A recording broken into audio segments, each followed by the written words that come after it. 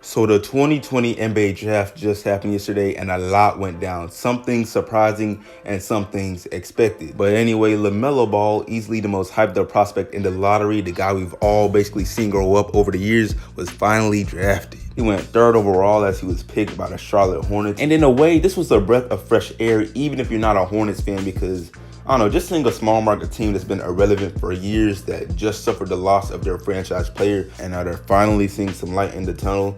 I know it's pretty cool, but things may not be as good as they seem for the Hornets and even LaMelo, because I'm not so sure how the Hornets may utilize LaMelo, especially with some of the reports being made. But I'm a little biased. North Carolina is my home state, so my reaction to this pick is both excitement but also bittersweetness, because like I said, this team is not the best at utilizing talent in any way, shape, or form, and they really might just fail LaMelo Ball because the fit matters. And in today's vid, we're gonna look at the biggest problem with the Hornets drafting LaMelo Ball third overall, which is probably the same reason we saw LAVAR have such a delayed reaction of joy to this pick. He had already let it be known that his preferred destinations are the Detroit Pistons or the New York Knicks.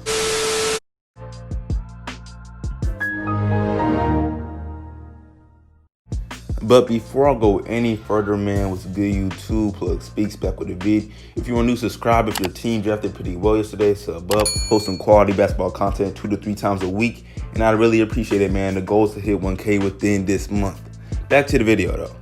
So like I mentioned in the intro, some things that happened yesterday were expected and some were surprising, but LaMelo being drafted third was not surprising to me because, to put things simply, I mean, the Timberwolves did not need another guard, especially not a ball-dominant one. Then the Warriors were actually in need of a big, and then the Hornets picking LaMelo at that point was a no-brainer, not even just because of his play, but also because of the media publicity that a small market team like the Hornets could really use. Like, literally, they put out a graphic after drafting LaMelo, which was supposed to highlight some of his accomplishments. And one of these accomplishments was his follower count on Instagram. Like, cause some people found it funny, but it was definitely a factor in picking him up. Anyway, despite the title of this video, at face value, even I can agree that it doesn't seem like there could be much issues with having drafted LaMelo. I mean, he could easily come in and be the #1 option and starting point guard throughout the season, as they have no real star, although Devontae Graham did break out this year. He's not there yet, and then what am I supposed to do? Act like Scary Terry isn't a rising superstar?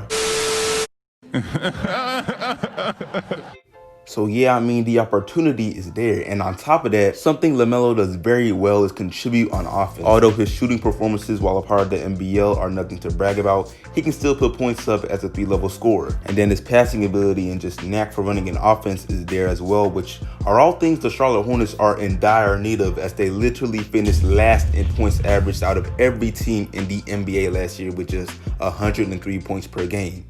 So clearly that's a huge bonus and a W for the Hornets. And so far it may sound like I'm contradicting my title. However, I never said there are no pluses or positives to adding LaMelo. That doesn't even make sense. He's the third pick.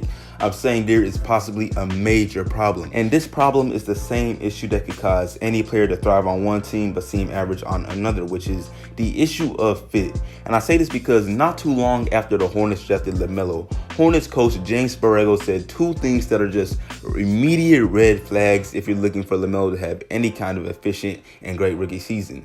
The first of which is that he expects that at times LaMelo, Terry Rozier, and Devontae Graham will all be on the floor together at the same time.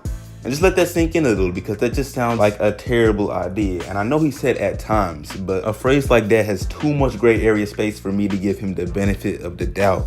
And one thing is for sure, a lineup of LaMelo, Devontae, and Graham all on the floor at the same time cannot be expected to bring upon anything too good. And I say this because this is 3 guards, all of which are pretty ball dominant, all on the floor at the same time. Like, yes, LaMelo is 6'7" and is for sure tall enough to play the position of small forward, but he's listed as a guard and has the play style of a guard. And in today's game that is basically positionless, everyone besides the big men play like guards, so you cannot ask him to play much off ball when he has primarily been the focal point of every offense he's ever played in, and just came off being the focal point on the Illawarra Hawks last year. But moving on, I haven't even mentioned how questionable the chemistry is going into everything.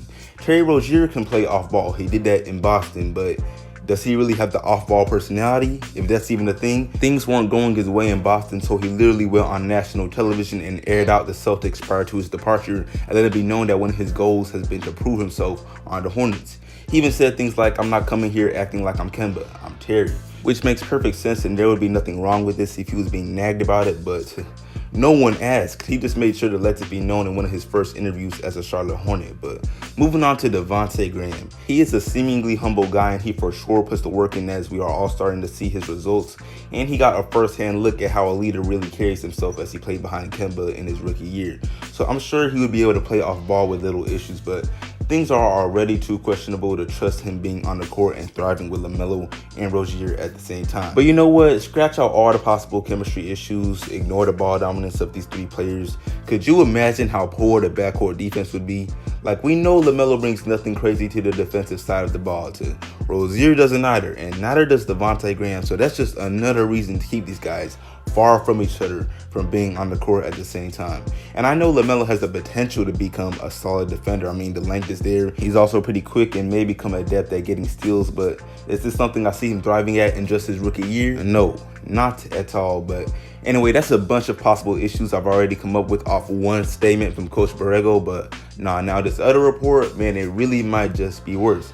It was reported that Coach Borrego is comfortable with LaMelo as a shooter, and that due to his past pro league experience, he expects LaMelo to hit the ground running. And you may think, oh, what's wrong with that? The coaches aren't allowed to have confidence in their players.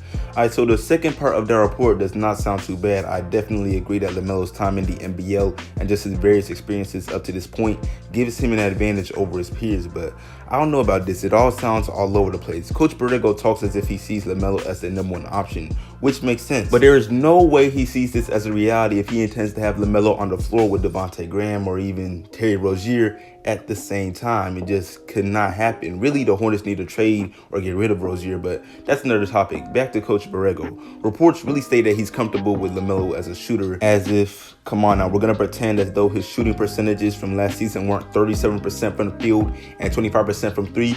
Seriously?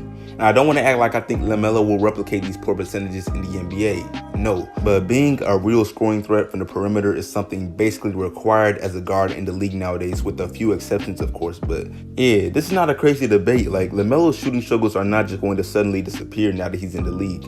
A jump shot is something that takes time to develop, and honestly, it would not surprise me if he were to shoot under 40% from the field in his rookie season. And if he does, it will not be the end of the world. I'm sure his contribution will be positive no matter what. But the way Borrego is speaking about LaMelo and how much he is offering him the ultimate green light out there on offense, I don't know how much good it will actually really do for LaMelo. At least the opportunity would be there. He would at least also learn from his mistakes pretty quickly. But anyway, that's about it. I'm still excited to see LaMelo play, of course. I feel as though his rookie season could be a great success, and I even hope it is. But these questions that arise when looking at his fit on the Hornets under Coach Borrego just cannot be ignored, because coaching makes a big difference. But I appreciate y'all watching, man. Make sure to like this sub. That's it for me. Sub if new, share all of that, and I'm out.